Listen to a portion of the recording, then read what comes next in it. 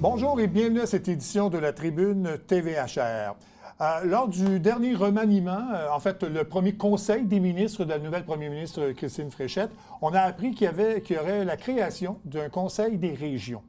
Et la députée d'Iberville, Mme Audrey Bogmans, va siéger d'ailleurs au sein de ce comité des régions, de ce conseil des régions, doit-on dire. Et donc, je reçois Mme Bogmans pour nous en parler. Mme Bogmans, bonjour. Bonjour, merci de m'accueillir. Bien, bienvenue. Alors, c'est une belle nomination, ça, donc, d'être membre de ce conseil des régions. Peut-être nous parler un peu du rôle du conseil des régions, parce qu'avant, c'était des ministres responsables. Maintenant, on a formé un conseil avec des députés, donc, responsables. Peut-être nous parler un peu de ce que c'est. Bien, en fait, les régions ont toujours été centrales au sein de la CAQ. Le Conseil des régions, l'objectif, c'est de donner plus d'importance aux porte-voix locaux, aux députés locaux. En Montérégie, d'ailleurs, on est la seule région à être 2 représentants de par la grande quantité de population. Puis là, on passe carrément de Beauharnois jusqu'à Sorel-Tracy. Donc, on se partage le territoire. De mon côté, j'ai le centre, donc autour de l'agglomération de Longueuil, aller jusqu'à Vaudreuil. Notre rôle, c'est vraiment de travailler en concertation pour s'assurer que non seulement les travaux du Parlement, donc projet de loi, projet de règlement, reflètent les besoins de nos compatriotes, finalement, mais aussi les réalités de nos citoyens, puis la façon de bien l'annoncer puis d'apporter la nouvelle aux gens. Oui. Mais avant, il y avait des ministres responsables. Qu'est-ce que ça va changer dans les faits? En fait, c'est qu'on travaille davantage en équipe. On a décuplé les porte-voix, comme je vous disais, parce qu'on a encore des ministres qui sont en Montérégie puis qui le portent dans leur cœur. D'ailleurs, on a la chance incroyable d'avoir une première ministre qui est montérégienne, un vice-premier ministre qui est montérégien. Donc, de pouvoir travailler, Jean-Bernard Raymond, mon collègue du côté de Sorel, et moi, à représenter la Montérégie, c'est d'être capable de garder une connexion ferme et solide avec le terrain, que ce soit nos citoyens, les entreprises, nos groupes communautaires, d'être capable d'attacher pour ne pas faire du mur à mur, mais faire des projets de loi puis des concepts qui parlent aux gens, qui sont en ligne avec les priorités des Québécois. Bon. Comment vous avez accueilli cette nomination-là? D'abord, comment ça s'est fait, l'approche? Bien, en fait, j'ai reçu un appel de Mme Geneviève Bellil, donc la chef de cabinet de Mme Fréchette, pour m'annoncer le poste. C'est un grand honneur de pouvoir le faire. J'ai d'ailleurs un très grand territoire à couvrir. C'est un défi. Puis une des premières choses que j'ai fait, c'est d'être capable de vérifier avec mes collègues comment bien les représenter, m'assurer d'avoir leur avis dès le premier conseil régional. Puis pour vous dire à quel point c'est parlant pour chez nous, le premier thème du Conseil des régions était l'immigration. On sait, on s'en est parlé souvent ici sur le plateau. C'est très chaud ici, oui. Donc, c'est ça. Les priorités sont en ligne avec les besoins régionaux, puis on est capable de représenter autant les parties qui sont hors CMM que dans la CMM en Montérégie. Puis ça, pour moi, c'est très important d'y arriver. Bon. Donc, le fait d'avoir scindé la Montérégie en 2, oui. Dans le dossier de l'immigration en particulier, ça va vous aider parce que la région que vous représentez est pas mal celle qui est touchée par les règles d'immigration là, actuellement. Là. Bien, particulièrement pour ce qui a trait au RMR. Oui, c'est ça. Parce qu'au niveau fédéral, dans le fond, pour ceux qui ne sont pas familiers, on fait partie de la grande région de Montréal, à Saint-Jean-sur-Richelieu et les environs, alors que dans la réalité, on n'est même pas au sein de la CMM. Donc, on ne fait pas partie de la première couronne. Donc, c'est d'être capable d'avoir des règles en immigration, particulièrement au niveau temporaire, qui fait du sens pour nos entreprises, pour nos besoins de main-d'œuvre, parce qu'on n'a pas le même taux de chômage qu'à Montréal, il faut bien le dire. Bon. Outre l'immigration, quel dossier vous aimeriez qu'on s'attaque particulièrement là, pour la région que vous couvrez là, pour la Montérégie? Bien, c'est certain que d'être capable de diminuer le coût de la vie pour nos citoyens, là, ça frappe tout le monde, les augmentations en ce moment. L'incertitude, en plus, qui est amenée avec nos voisins, fait que ça passe beaucoup par l'économie. Fait que oui, l'économie au profit des citoyens, au profit de la sécurité d'emploi pour nos travailleurs, au niveau aussi de la sécurité de l'approvisionnement et des contrats pour nos entreprises. Je pense que c'est vraiment ce qui préoccupe les gens en ce moment. Puis d'un autre côté, bien, on a tout ce qui est municipal. Fait que c'est de continuer de bien accompagner nos municipalités dans leurs grands projets et puis leurs défis qui sont à venir. Puis tout le volet communautaire, on le sait. D'ailleurs, ce matin, je rencontrais la Société d'Alzheimer d'Iberville. Continuer de les épauler dans leurs projets. Bon.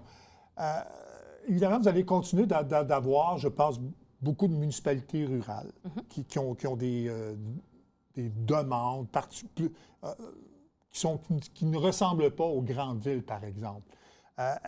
Ça aussi, ça va être peut-être pas un cheval de bataille, mais des discussions que vous allez avoir pour justement essayer que ces municipalités-là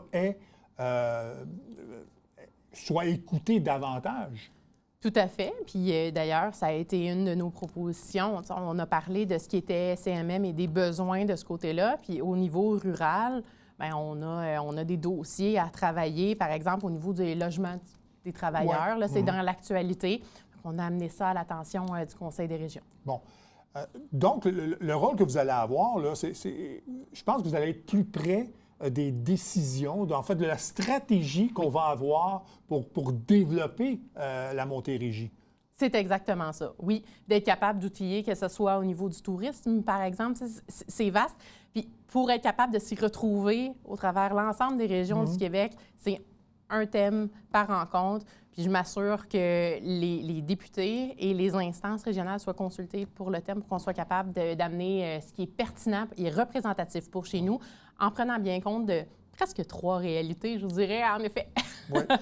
Ah, je vais dire ça comme ça. Lorsque j'ai appris qu'on créait un conseil des régions, j'ai pensé à vous tout de suite. Je me suis dit que ça vous irait bien. Est-ce que, au moment de la création du conseil, est-ce que vous souhaitiez obtenir ce genre de poste? Est-ce que vous auriez levé la main là, avant même d'avoir l'appel?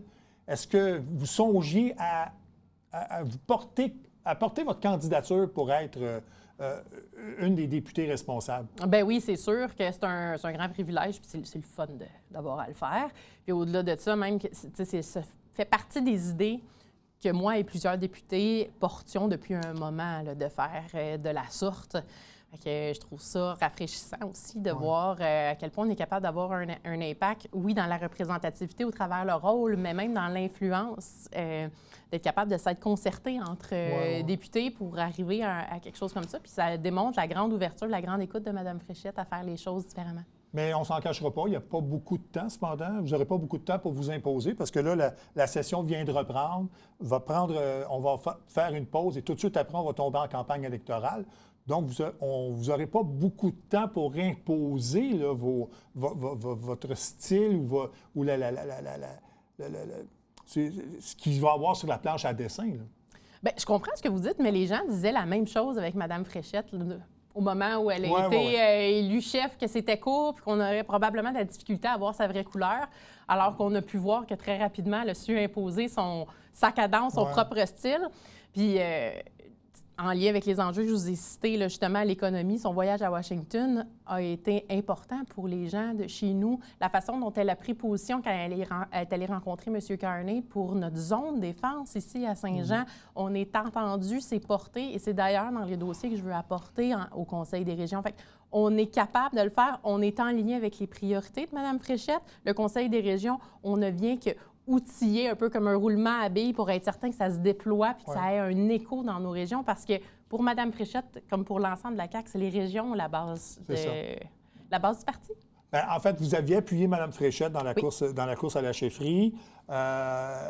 Donc, comment vous avez d'abord réagi à sa victoire? Là, vous venez d'en parler un peu, le style qu'elle impose déjà depuis son arrivée. Oui. Donc, comment vous voyez là, les premiers jours de Mme Fréchette à la chefferie de la CAQ?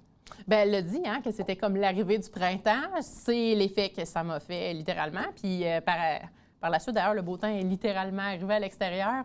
Mais d'être dans le gouvernement de la deuxième femme première ministre, avec à la tête de l'Assemblée nationale la deuxième femme présidente, j'ai l'impression de faire partie de quelque chose de grand pour notre nation. J'ai l'impression qu'on est rendu ailleurs, de pouvoir contribuer puis de laisser ma marque là-dedans. Je trouve ça touchant et vraiment d'un grand privilège. Puis je me sens le devoir de me dépasser dans les fonctions. Je l'avais nommé, là, on se rapproche de la fin, mais je pense que c'est important de le faire compter, ce mandat-là, plus que jamais. Oui, on ne s'en cachera pas. J'ai posé la question à M. Lemieux de toute façon et je vais la poser à vous aussi. La CAQ est très bas dans les sondages. On sent une remontée avec Mme Fréchette. Plusieurs analystes disaient que même avec l'arrivée d'une nouvelle tête à la CAQ, que c'était trop peu, trop tard. Est-ce que vous sentez ça ou au contraire, on a suffisamment de temps à la CAQ pour remonter la pente et former le prochain gouvernement? Ben oui, moi, je pense que c'est au contraire. On a la capacité de former le prochain gouvernement, mais même au-delà de ça, la campagne électorale est une joute politique où on demande de mériter la confiance des citoyens. Mais depuis que je suis en poste, je l'ai toujours fait par devoir citoyen avant toute chose, puis m'assurer que nos dossiers de comté, que ce soit de l'agriculture à la maison des jeunes, soient bien portés pour être capable de faire la différence. Puis ça, quand je vais sur le terrain, je le sens. Puis les gens, même au plus bas des sondages, reconnaissaient ma contribution sociale. Puis ça, c'est ce que je trouve le plus gratifiant dans le métier que je fais, malgré ce qui peut se passer. Puis les sondages, on est là au gouvernement pour être capable d'améliorer la vie des gens. Puis je pense que quand ils voient qu'on fait tout notre possible, qu'on est capable de changer la donne localement, on le reçoit aussi. Oui. Pour revenir à l'importance d'une campagne électorale, je vais revenir à la course à la chefferie de la CAQ où Mme Fréchette avait une très forte avance au départ. Et au fur et à mesure de la course, Bernard Drainville réduisait ça. Oui. Personne n'avait vu ça au départ. C'est peut-être ce qui va arriver à la CAQ aussi, que partir et au fur et à mesure d'une course de la course électorale, c'est peut-être ce que vous souhaitez, là, une espèce de remontée pour faire comprendre les enjeux que vous voulez parler. Oui, bien, tu sais, on ne peut pas présumer de l'avenir, mais c'est certain que d'être capable pour Mme Fréchette comme pour M. Drainville de faire valoir leur point. Puis je pense que pour la représentation des citoyens, plus une lutte est serrée, plus les gens se sentent le devoir citoyen d'aller voter. Puis ce qu'on veut dans une société, c'est que les gens s'impliquent, soient bénévoles et aillent voter ultimement, surtout le vote. Puis on le sait, il y a certaines strates de la population qui votent moins que d'autres. Oui. Puis je pense que plus c'est serré, plus il y a d'offres, plus il y a de choix, plus on parle à des sujets qui leur tiennent à cœur et qui influencent leur vie.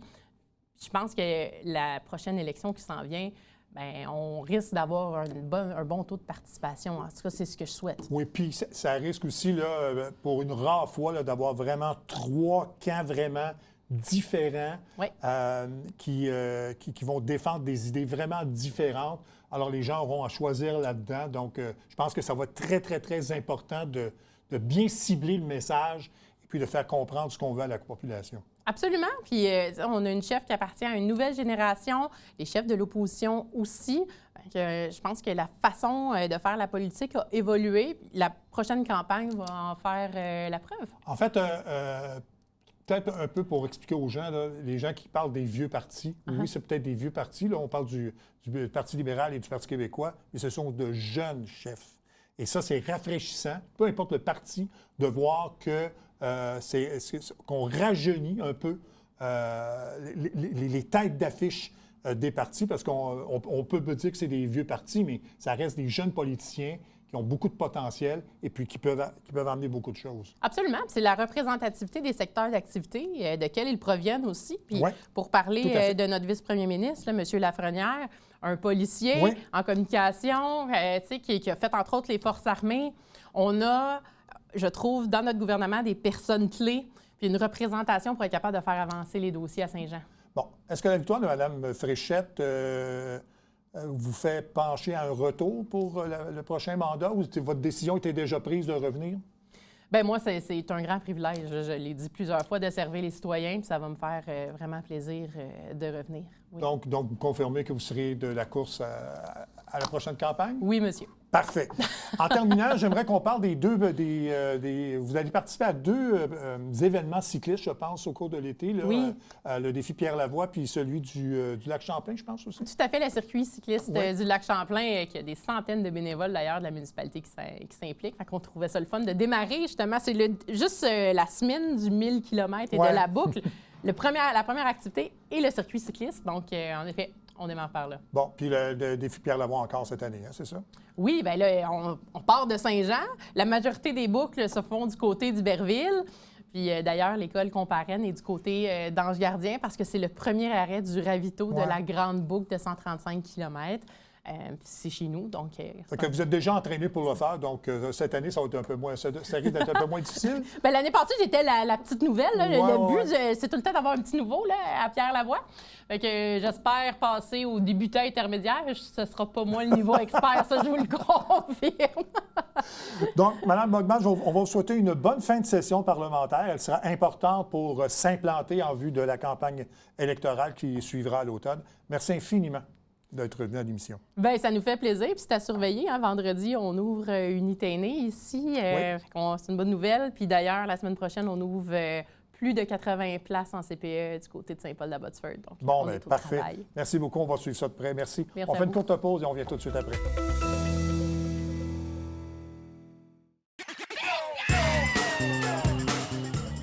Vous êtes un adepte du bingo? Télébingo vous permet de jouer dans le confort de votre foyer. 4 500 $ en prix à gagner. Et pour ce faire, vous devez vous procurer un livret comme celui-ci au coût de 9,50 $ chez l'un de nos détaillants, dont la liste apparaît sur notre site internet tvhr9.com. Donc, c'est un rendez-vous dimanche matin 9h30. Télébingo.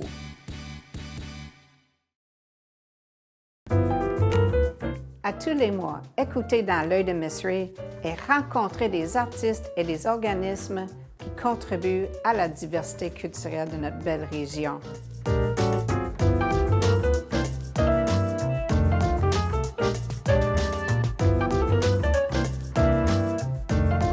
Ensemble, nous gardons l'art vivant. À tous les lundis, 18h30, sur les ondes de TVHR.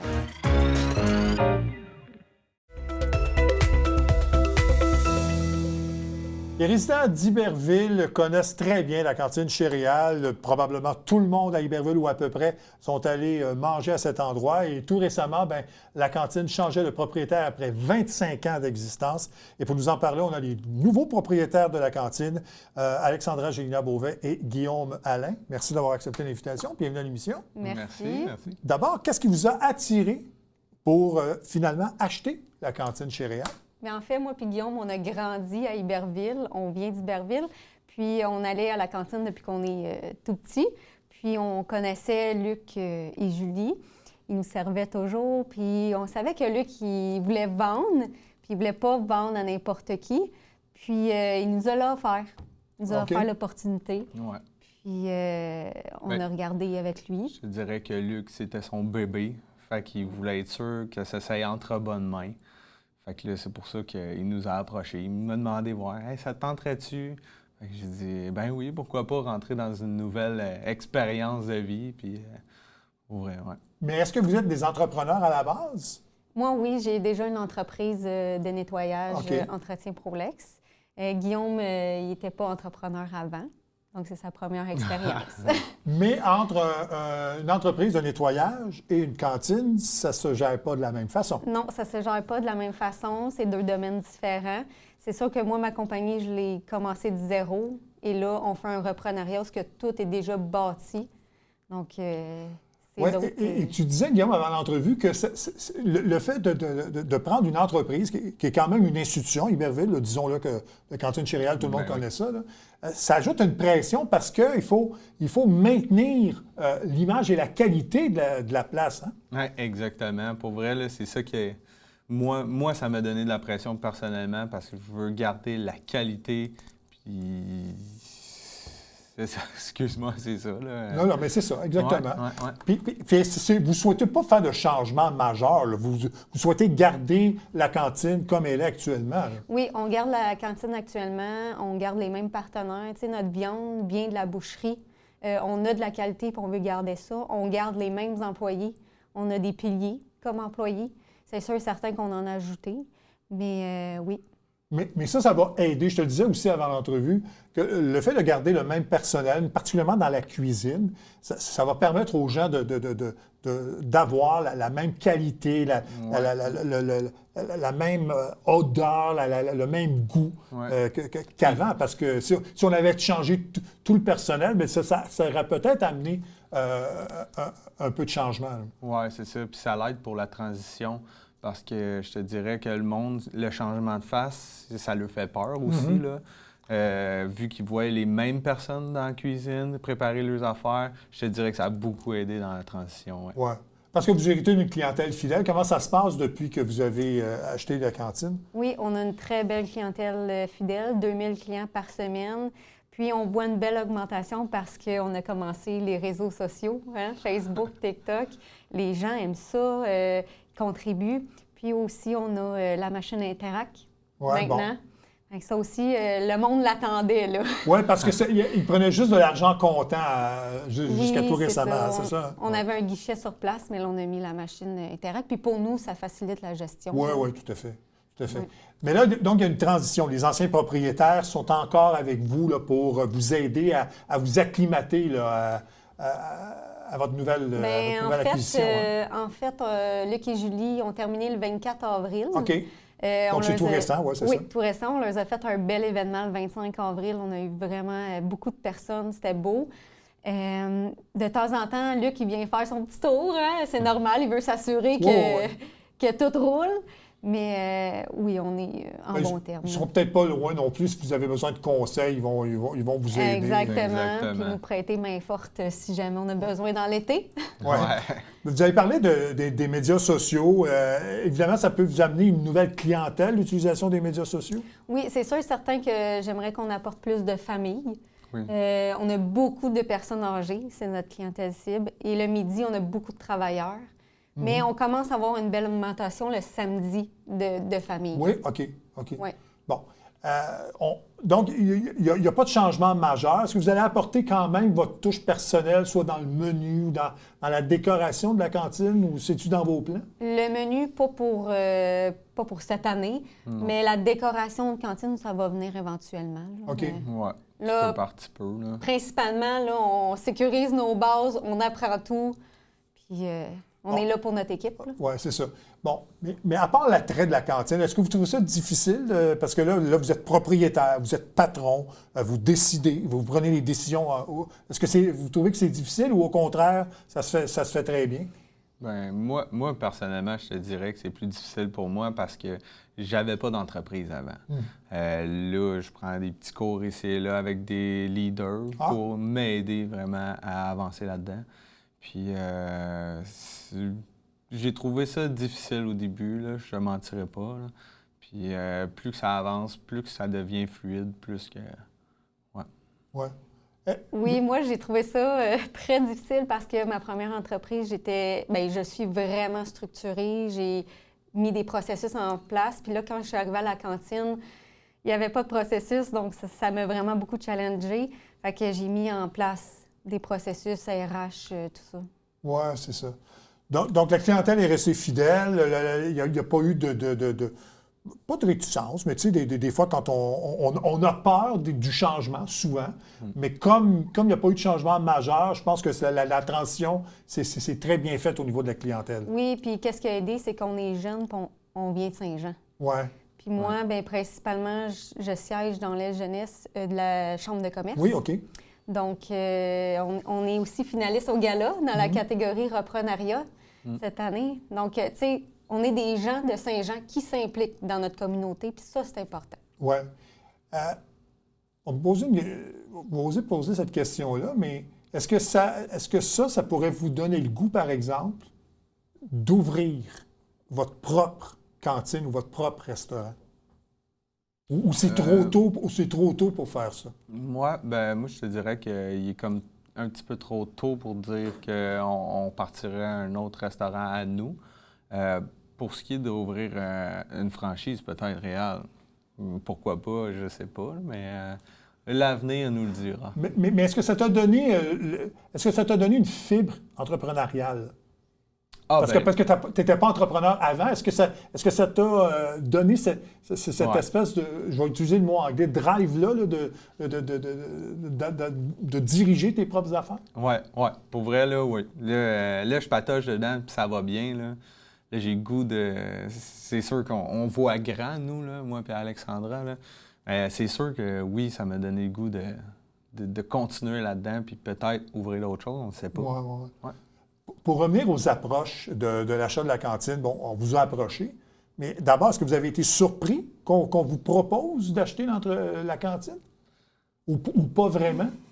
C'est sûr, Oui, quand même. Ouais. Oui, j'étais quand même surprise. Je ne m'attendais pas à ça. Ça a été une opportunité qui a tombé devant nous. Là. Mais pourquoi pensez-vous qu'on a pensé à vous? Ben, parce que Luc, au nombre de fois que je vais là, puis il sait que moi, j'ai pas peur de rien, puis go, je fonce, puis j'y vais, puis là, il dit, toi, il dit, tu serais bon pour driver la cantine.